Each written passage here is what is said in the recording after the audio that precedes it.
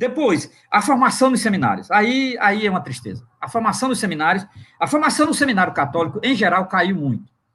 A formação de um jovem que quer ser padre hoje no Brasil caiu muito, mas caiu muito, assim.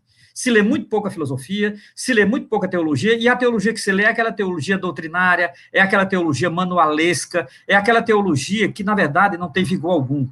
Não se lê mais a boa teologia protestante do século XX, não se lê mais os grandes teólogos católicos, como Karl Rahner, por exemplo, não se lê mais os teólogos latino-americanos. Teólogo latino-americano não se lê nos seminários brasileiros. Você vê que escândalo, né? É um escândalo. Não se lê Juan Luís II, João Sobrino, não se lê mais Ivone de Abade. Ivone de Abade tem horror, né?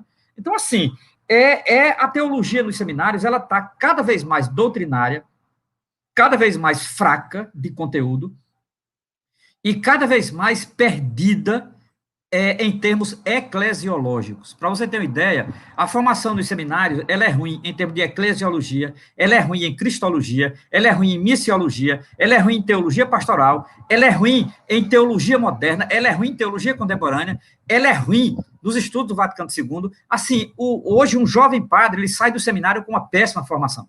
Péssima formação. Aí o que acontece? Quando você vê um jovem padre falando... Olha, quando eu vejo um jovem padre falando na internet, eu já percebo que a formação dele foi péssima.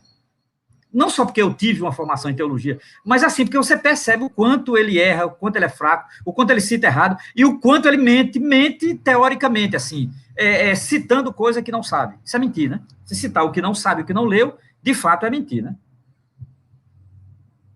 Então, assim, a formação nos seminários é uma coisa impressionante. Eu tenho a impressão que esses jovens padres, eles se formam pensando em rede social. Eu não consigo acreditar que essas pessoas, elas, de fato, têm uma formação que preste no sentido de que eles pensem, de fato, que vão assumir uma paróquia, que vão assumir um pastoreio, que vão trabalhar com o povo, que tem linguagem popular. Não. Eu acho que essa gente acha que ser padre é ter um bom celular, um bom carro, viver pregando na missa de vez em quando, falando bobagem, e focado em rede social. Então, assim, eu acho que a formação do presbítero hoje é uma das piores na história da igreja no Brasil. Eu não sei se eu consigo ver uma formação tão ruim intelectualmente. Agora, e não é só intelectualmente, humano afetivo também, né? Os escândalos de pedofilia, pulula, esses meninos homossexuais, tudo reprimido, assim, tudo perdido, qualquer coisa se joga em cima de jovens e tal. Assim, você percebe, assim, cara, sabe aquela homossexualidade retrancada, reprimida, sofrida, você percebe. Não é à toa que aumentou na igreja o alcoolismo, né, entre padres, né, você tem clínica como tem no Paraná. Então, assim, há uma série de acontecimentos ruins que está em torno do presbítero brasileiro, que começa na formação. Como tudo, né? Tudo começa na formação. Então, assim, uma formação ruim dá o tipo de padre que nós temos, né? Padres péssimos, padres muito mal formados, padres que falam bobagem sobre o que não sabem. Meu Deus do céu. Então, assim... O nosso Plínio aqui, ó, ele traz uma questão que é o seguinte... Grande Plínio, o que não é salgado, o que não é corriqueira, é o Plínio que não é salgado.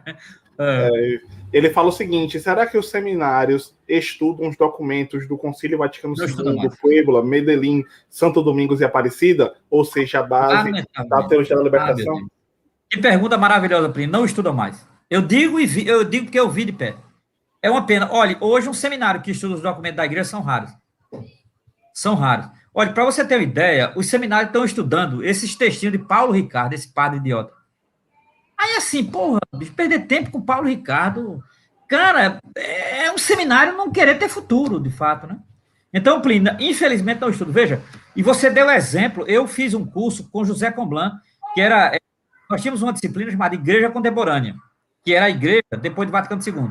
Então, fazia a gente ler os textos do Concílio Vaticano II, Medellín, Puebla, Santo Domingo não tinha ainda, só Medellín e Puebla, e até Puebla. Isso era 89. Então, assim, Comblan dava aula para a gente de Vaticano II, de Medellín e de Puebla. E Puebla ele participou. Puebla ele estava lá no México. Então, ele contava vários fatos, né, dele lá no México. Ele participou como convidado, como assessor teológico do documento de Puebla. Então, ele nem trazia o documento, ele já lia de cabeça, assim. Então, eu tive aula com Comblan. Eu devo muito a Comblan, minha formação e tal. E lamento imensamente, meu amigo Plínio, que a juventude hoje católica no seminário não lê esses documentos. São documentos riquíssimos, São documentos de análise de conjuntura, são documentos pastorais, são documentos teológicos, são documentos todos calcados no método ver, julgar e agir. É uma pena, Plínio, mas não estuda. E você vê pela fraqueza dos padres, como eles são ruins, né? Você já percebe que eles são muito ruins teologicamente por conta disso, né? É isso, Plínio, lamento, mas não estudam. Eu diria que os leigos hoje estudam mais do que isso. Eu acho que o povo do Conão aqui, eu acho que estuda mais do que os seminários, esses documentos. É isso. Lamento, Plínio, mas essa é a realidade. Plínio colocou outra questão que é... E aí eu vou juntar a questão do Plínio com... cadê? A questão do Giovanni. Que eles estão falando o seguinte, sobre a formação dos seminaristas, como resgatar essa formação e a forma que a gente está organizado enquanto católico, em sentido de paróquia, comunidade, isso tem ajudado ou atrapalhado? Olha, vamos lá. Eu acho que não tem, nesse momento, não tem como recuperar os seminários, porque teria que ter uma mudança na CNBB, uma mudança no Vaticano e uma mudança na estrutura de formação. Vou dar um exemplo, Giovanni. Eu estudei no Recife, no Instituto de Teologia do Recife. Dom Helder criou o seminário nos anos 60. Dom Helder fechou os seminários, criou as chamadas pequenas comunidades. Então, o seminarista, ele fazia teologia no centro do Recife, mas ele morava nas periferias. Eu morei no Morro da Conceição, com o Reginaldo Veloso. Eu morei no Alto Zé do Pinho. Eu morei na Vila da Fábrica, Camaragibe. Então, assim, o seminarista, ele tinha uma formação teológica vinculada à vida do povo. A primeira mudança que deveria ter nos seminários é acabar com os seminários e colocar os estudantes para viver como o povo, para tomar ônibus, para morar na periferia, para saber a realidade do povo e para viver como o povo.